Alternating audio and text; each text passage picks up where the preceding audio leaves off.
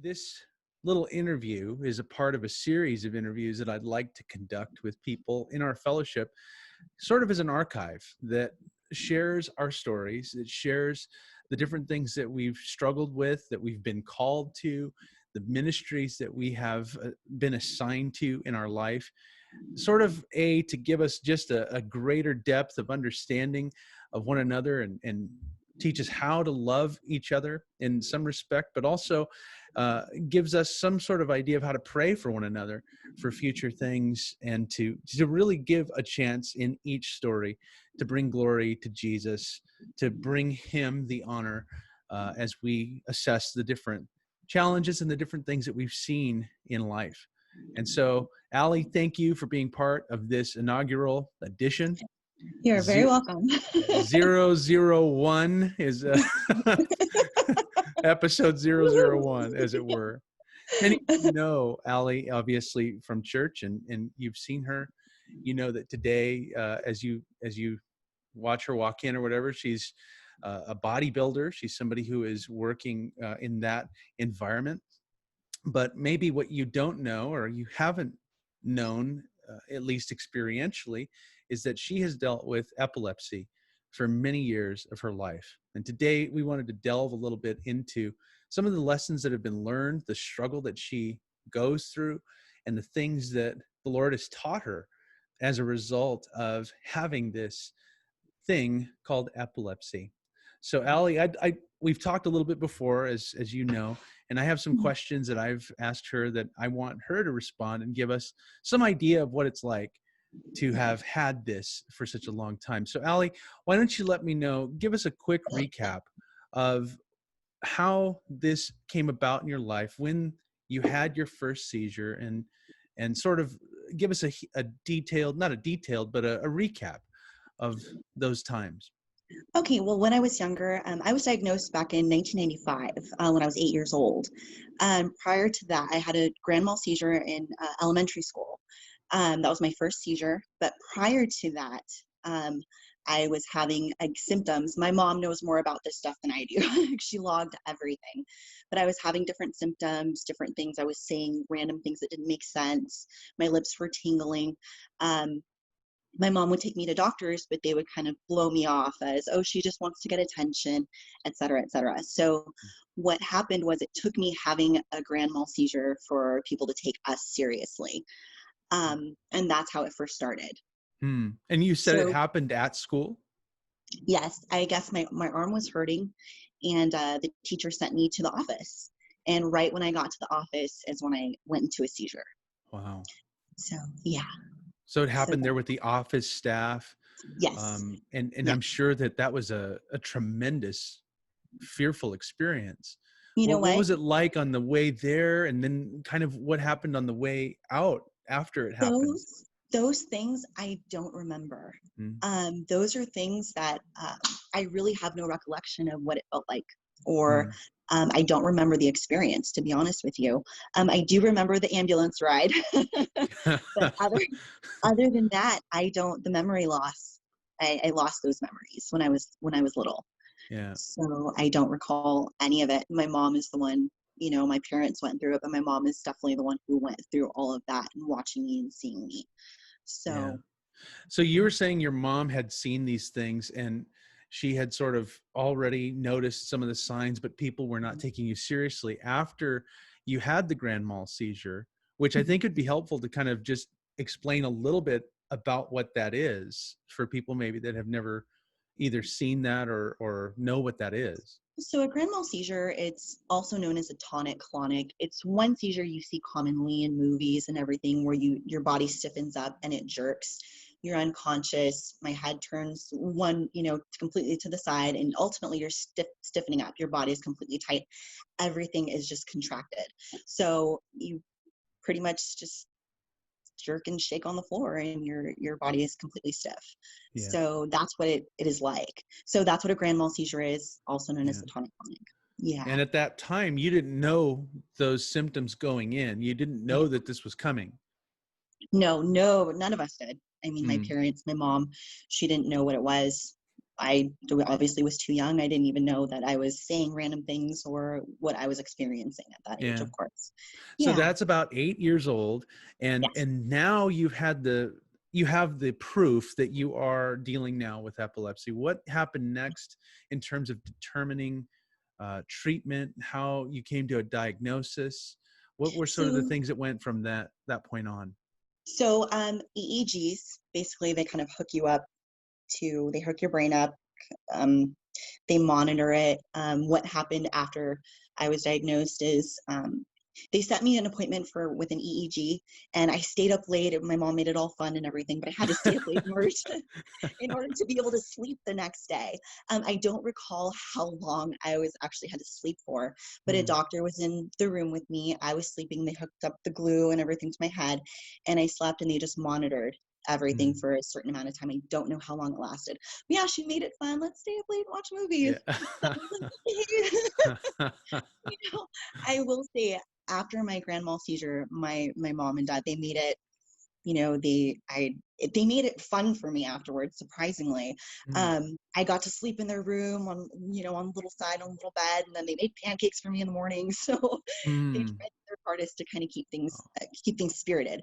But when somebody is diagnosed, it usually takes 2 or more seizures.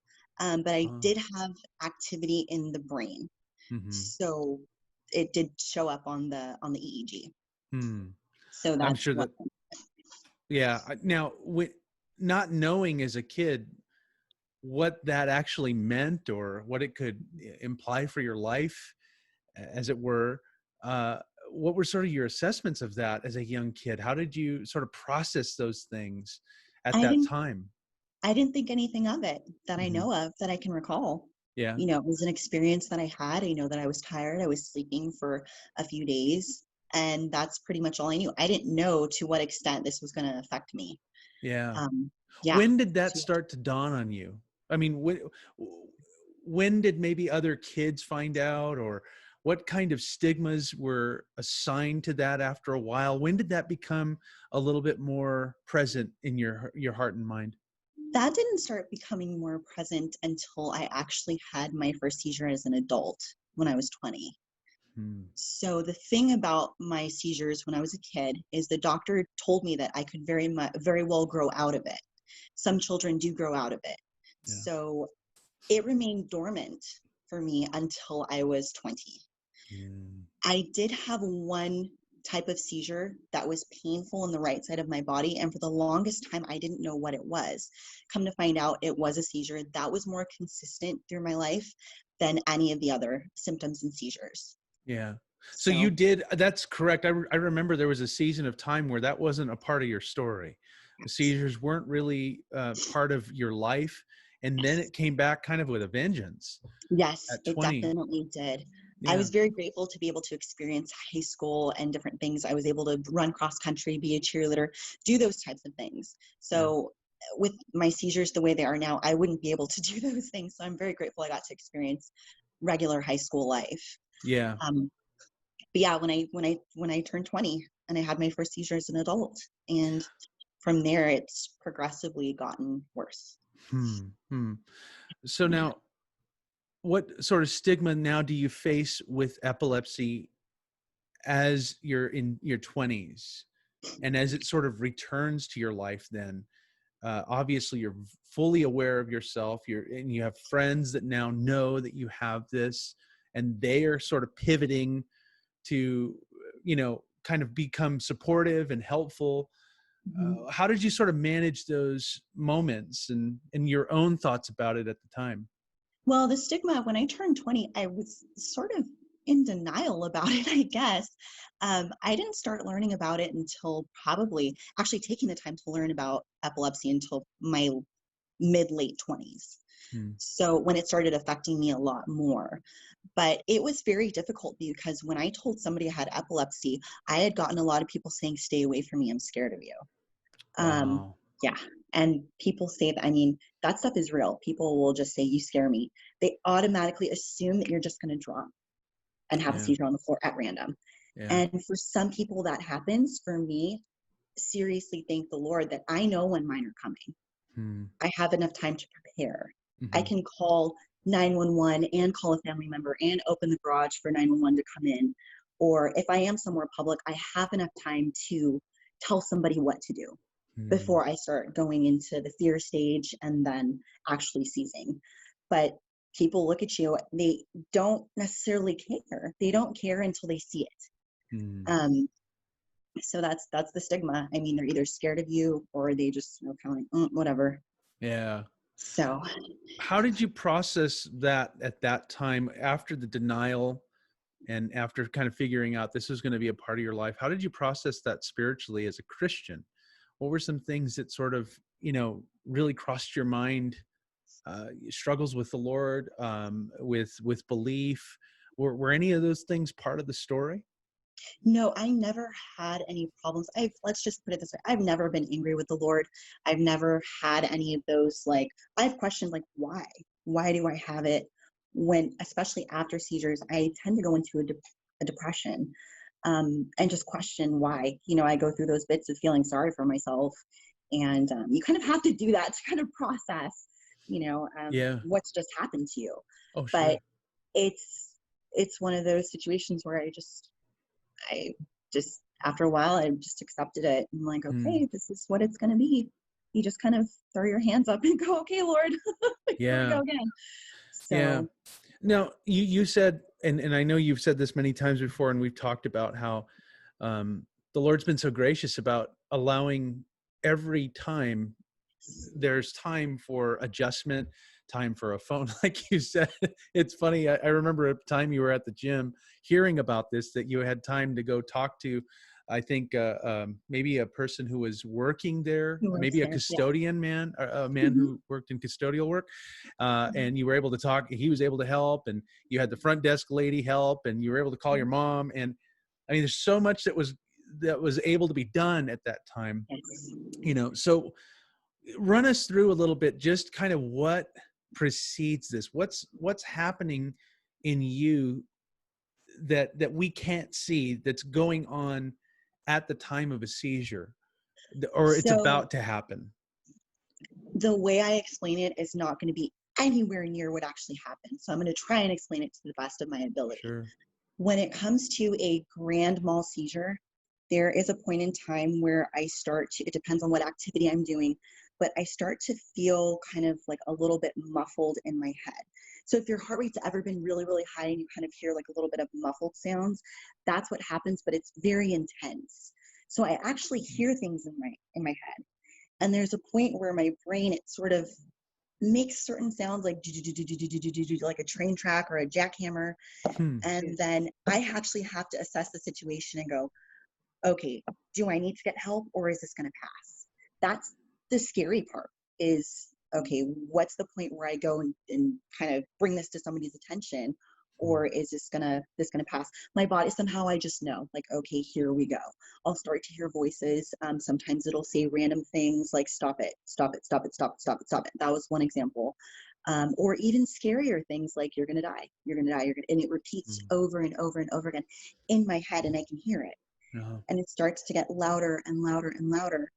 And I try to make it to somebody beforehand. Like at the gym, I was in the locker. I had just gotten off cardio. I was in the locker room and I'm sitting there like, okay, it's going to happen or is it not? All right, it's going to happen. Rush to the front, calling my mom, put her on speakerphone, handed it to the girl. And I told the girl, I told the front desk girl, I'm just like, I resigned myself. I'm going to have a seizure right now. This is what you do, A, B, C. Here we go. My mom's on the phone. And sometimes I'm very calm and sometimes I'm very frightened. So Hmm. it just depends on how extreme it hits me. It's Wow. it's different every time. There's a consistency in that. At the same time, it's different every time. Yeah. So Yeah. it's really fascinating. What are Yeah. some triggers that, you said sounds and Mhm. activities or different seasons? What are some triggers for you that are part of what you have to manage, that maybe others might not think through? They may not think through how stress might affect them because they aren't gonna, whatever it might be. But what are some factors and triggers that, you can kind of point to that let us know about kind of how you struggle with this? So for me, my personal triggers are, it's been too much caffeine. Hmm. It's been lack of sleep. It's been stress. And I could very well say I'm perfectly fine, but my body will manifest it. It'll manifest itself through my seizures. So I could be, okay, I'm not stressed, knowing that there's something stressful going on, and it Hmm. can put me into a seizure. Noises, for me, noises. Hmm. Sometimes people have like a visual stimulation. Automatically, people think, oh, flashing lights are going to put you in a seizure. No, not everybody is affected by flashing lights. That's the Hmm. most common thing people say. But for Uh, me, it's noises. I hate technology with a passion. I hate cell phones. I uh-huh. hate the clicking buttons. Like it affects me. One Uh-huh. time, my brother's phone went off in a certain text tone, and it put me into a seizure.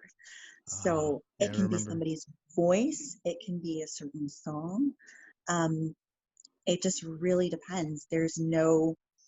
Abrupt noises can cause them. So for me, um, so those are just a few things. I mean, I've had a seizure from crying too hard, from laughing too hard. It doesn't happen every single time, but in Wow. certain instances, and sometimes when I'm really focused and reading something, I'm too focused and I have Wow. to, take a step back. And then also being a woman, my hormones, menstrual cycle, that Hmm. plays a big role as well. Hmm. Hmm. So it's, yeah. Yeah. So these are all parts of a very detailed kind of life, I'm sure, for you, that you have to kind of navigate through life when all the rest of us might just plow right through and not even concern ourselves. But you have these sort of built-in minefields Yes. all around you all the time to Yes. have to deal with.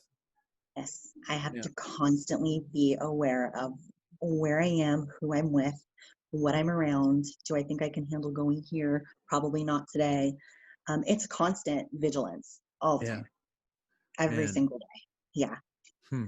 So, Now, you mentioned earlier that you did not question the Lord or feel as though you would blame him or whatever. And certainly you said something so important. And I hope everyone hears this, because, we've talked before, and I think we've said this in our church meetings. It's not, Christianity isn't just happy all the time and, just ignoring how we feel and pretending like it's not hard. But when you come out of these things, you have a sense of depression, or at least for a while, you have to come up from a certain emotional state and whatever mhm. else. So, I mean, so God's in the middle of those things. What do you feel like after all these years?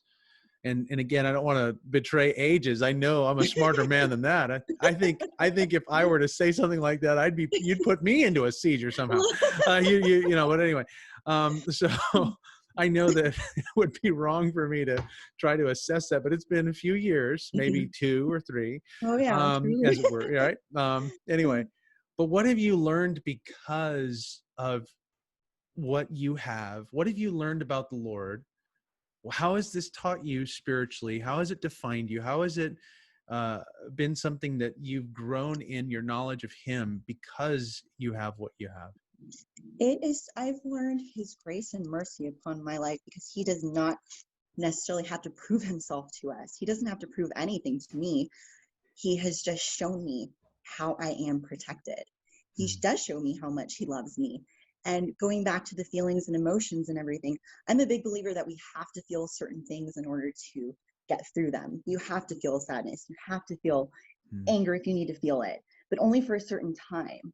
mm, So those are the types of things that I've learned to just, there are times where maybe I'm like, Lord, I just not feeling it today. But there are times where I sit there and I'm depressed, but I do just praise the Lord. Thank you for your protection. mm. Focusing on the stuff that he has done for me. There you go. Mm, Looking back on the situations, it could have gone this way, but it went this way. There are so many things. He's so creative in how he protects us and how he works things out. And I'll give you a story. Not too long ago, um, I had gone somewhere, I had driven somewhere, and I was really stressed out and I was going to leave. And my mom just grabbed my hand and she's like, let's go on a walk. And I said, okay, excuse me. I said, okay. I was actually pretty reluctant. I wanted to go home. I wanted to drive myself home. But I told my mom, just like, just walk with me, just take a walk. And we walked, and I ended up having a seizure with her. mm, Um, had I been driving, I would have been able to pull over, but I would have been by myself. Mm. So, there's just certain things, like, had I not gone on the walk with my mom, had the Lord not softened my heart at that moment to go with my mom, like, it Mm. could have been bad. Yeah. But the Lord's really shown his grace and mercy upon my life in those Yeah. moments. So Yeah. that's one thing, that he's built up so many things in my life to remind me that he's there. Yeah. And I'll Certainly all continue. those points of providence all throughout the years. Again, we've remarked about that so many times, how you've never been alone, or you've had the time. I mean, those are things that just astound me, in the respect of at least the narrative that most people hear about epilepsy, that it's so, for some people, that it is so uncontrollable. It happens to some people so quickly or whatever. But it's been incredible to watch that the Lord has in each time given you some sort of presence of mind before things have happened. And Amen. that providential care that he has shown over your life, over all the years that I've known you, is Mhm. really tremendous in that respect. So now, as we kind of come into these present days, and really more about the future, you've been a lot more vocal about epilepsy in the last several years, through your Instagram, through Facebook. You've posted a lot of kind of public service announcements, as it were. I don't know Mhm. if that's the right word, Yeah, that's what but I call that's him. that's the It's kind of okay. idea that, so just letting people know things about you a little bit more, or Mhm. with regard to that context, as far as how you've been vocal about it.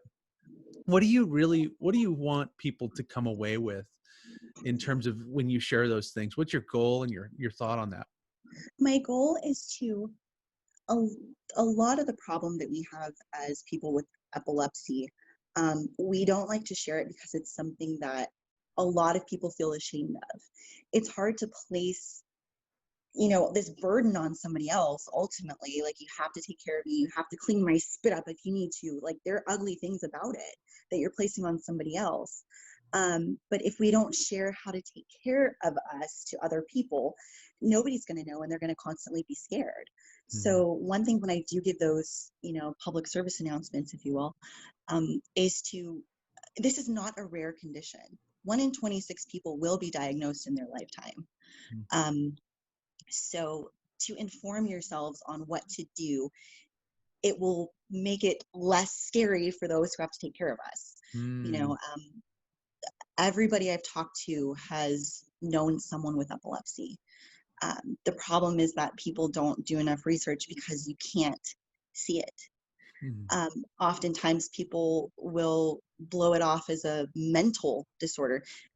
One thing I always stress to people is, this is not a mental disorder. Mm. Yeah, it affects your brain and everything. This is a physical brain affliction.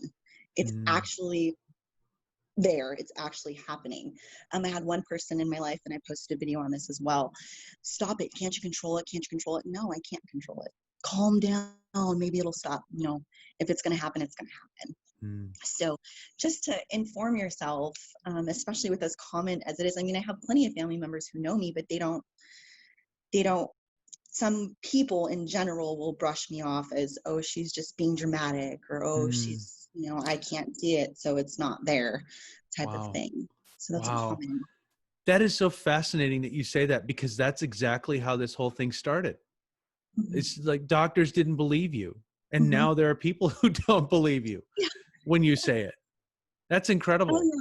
With all It's, that they've experienced about you, that they would even make a comment like that.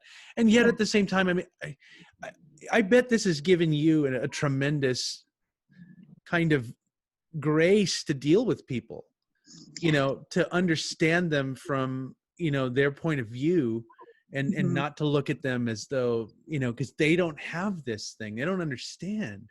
Mhm. Very difficult, even for myself, as much as I know, Mhm. I don't know from an Yeah. experiential side of things.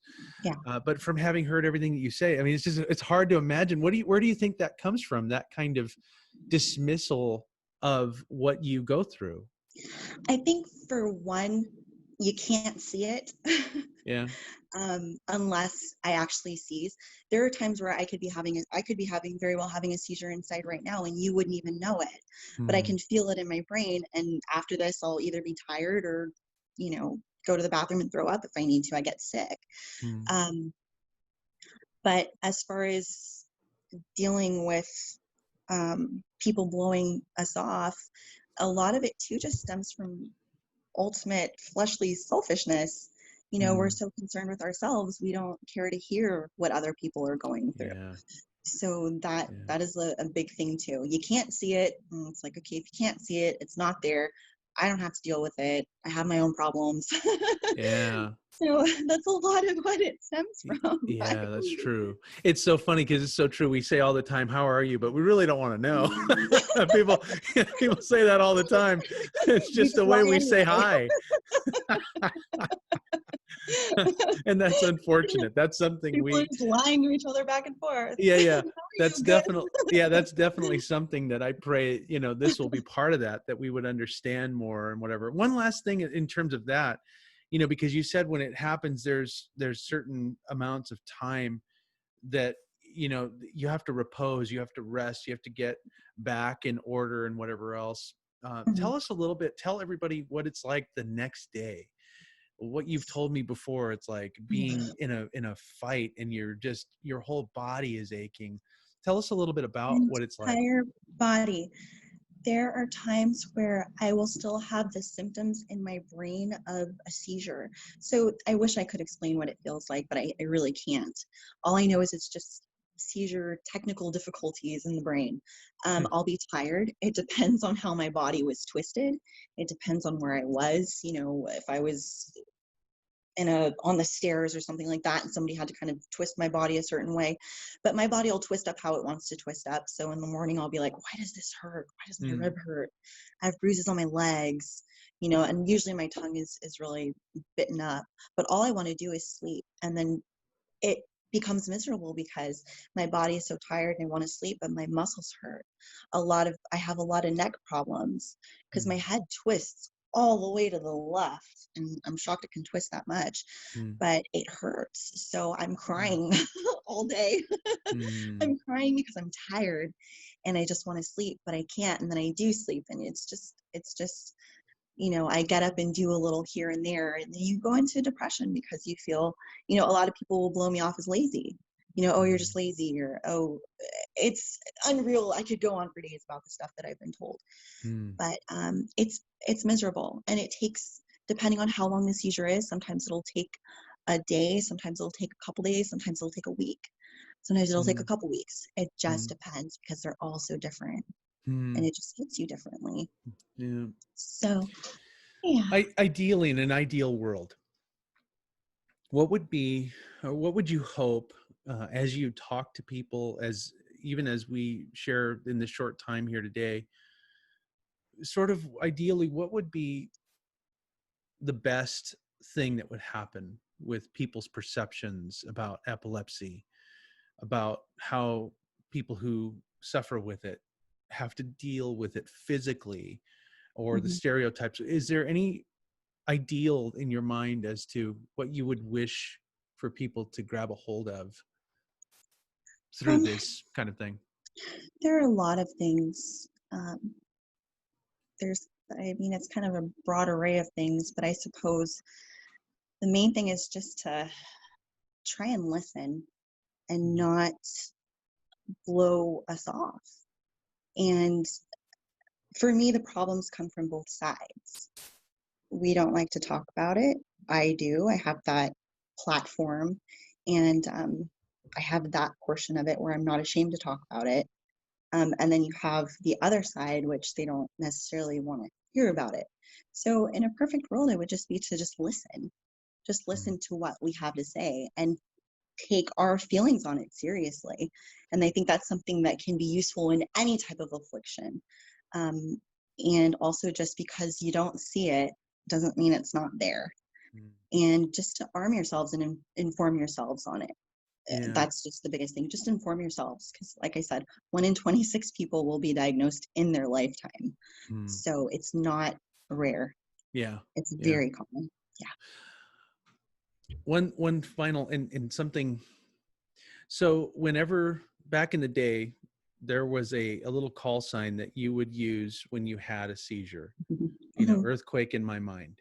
That was Mhm. the call sign. And we've talked before many times about how much we wish we could take those things. We could take some of the physical, you know, ailment parts and help speed in your recovery. What can people do to support? I mean, certainly we can listen more. We could be more empathetic. We could trust what you're saying is true, Mhm. and believe what you're saying. Beyond that, what we all feel so helpless all the time, and I think we've shared that before. What would you, if the positions were reversed, if I were the one who were having these seizures, how would you want to sort of offer, or what would you want offered to you as comfort? Um, oh boy, that's a big question, actually. I don't think I've actually really taken the time to think about other random people that would be able, be willing to, I mean, honestly, just listening, offering thing if I need a ride somewhere, if I can't do something for myself. It's very difficult for us to accept those things Hmm. being on that end, but those are very important things to know that I can really count on people to actually even just coming over and physically being here with me, Hmm. you know um and a big deal to me too. Yeah. If a friend wants to come over, sometimes I deny my parents because I'm like, no, I'm okay if they want to come over and Yeah. just be with me and not feeling well.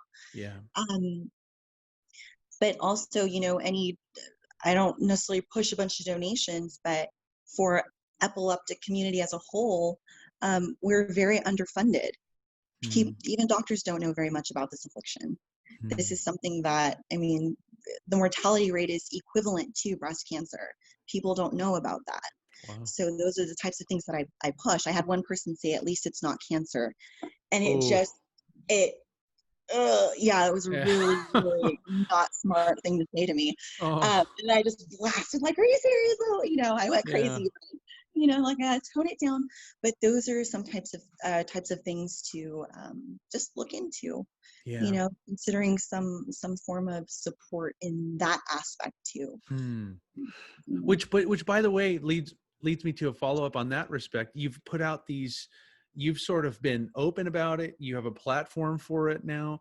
Mhm. People are listening. They are watching these things. They're being corrected by, statements that have been made that are obviously false and whatever else. Have you seen different support groups rise up? Is there more?